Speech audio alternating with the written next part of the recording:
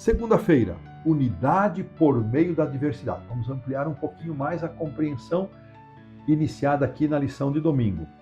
A noção da unidade está aqui introduzida exatamente naqueles textos que eu li, de 4, 5 e 6, e ela então vai ser desenvolvida ao longo de todo o capítulo 12.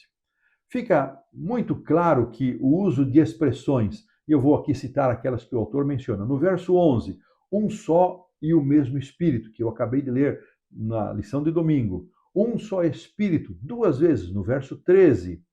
Todos os membros cuidem igualmente uns dos outros, verso 25. Muito bem, ao lado deste conceito de unidade, a unidade cuja matriz é a Santíssima Trindade, Paulo também ressalta a diversidade dos membros no corpo de Cristo. Essa é uma ilustração preciosa. Muitos membros, versos 12 a 20, todos nós fomos batizados, 12 e 13, não é um membro, mas muitos, 12 e 14, todo o corpo, verso 17, cada um deles, verso 18, membros do corpo, 22 e 23, todos os membros, verso 26. Essa ênfase, ao mesmo tempo, em unidade e diversidade, mostra que os dons espirituais visam promover unidade por meio da diversidade. Isso é muito rico, é muito precioso. Os dons espirituais visam promover unidade por meio da diversidade. Essa unidade em meio à diversidade deve refletir o caráter de Deus, nosso Pai. O Pai é uma pessoa, já mencionamos, e vamos repetir aqui, o Filho é outra pessoa, o Espírito Santo outra, mas as três pessoas da divindade mantêm a sua individualidade enquanto atuam juntas para a salvação das pessoas, para a redenção do ser humano. Aqui, a pergunta 2 coloca uma extensa porção dos versos 12 a 31 e faz a pergunta: por que a ilustração do corpo com suas muitas partes é adequada para representar a igreja e seus membros? É uma pergunta, parece tão óbvia, mas é muito interessante porque nesse texto Paulo vai valorizar cada parte do corpo, Paulo vai destacar a importância e o valor de cada membro. Irmãos, e vamos pensar, ainda agora um pouco mais de contexto. Isso, no contexto cultural greco-romano, era ir contra a cultura onde as hierarquias do rico, do poderoso, oprimiam o pobre e aquele que não tinha poder. Quando Paulo diz que todos são iguais, veja, um contexto em que, já mencionei também, que poderia haver uma suposição de que aquele que tivesse mais dons, ou aquele que tivesse determinado dom, estaria numa condição de superioridade. Paulo derruba essa ideia, irmãos, derruba completamente essa ideia. E isso é muito significativo para nós hoje. Em Cristo, todos nós estamos ligados e interligados e somos igualmente valiosos, desde a menor criança ao mais idoso ancião, com a diversidade de dons, desde a pessoa que cuida, o que zela pela igreja, o que limpa a igreja, como aquele que, os diáconos que abrem e fecham as salas e as portas, aquele que realiza as programações, o que canta, o que prega, o que ensina, todos são valiosos perante Deus. Não há uma hierarquia de dons, não há uma superioridade deste ou daquele.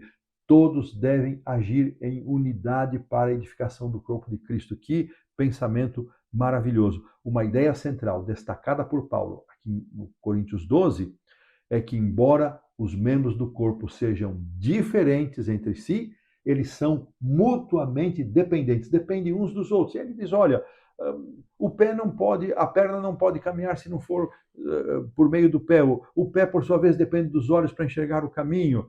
As mãos sem ajuda dos olhos também vão ter dificuldades. A ideia de que alguns membros são mais fracos e outros ou menos dignos é uma simples aparência. Todos são valiosos, preciosos. E aqui, então, no último parágrafo da lição da segunda, o autor vai nos dar aqui um contexto, né? Infelizmente, entre os coríntios havia uma tendência de valorização de alguns dons e desprezo a outros dons. Pode ser como ocorreu em Tessalônica, onde Paulo diz: não desprezeis a profecia. Primeira carta de Tessalonicenses aos Tessalonicenses, capítulo 5, verso 20. Qualquer que seja o dom, quando exercido com sabedoria e amor, agrada a Deus. E aqui está uma introdução para a lição da terça-feira.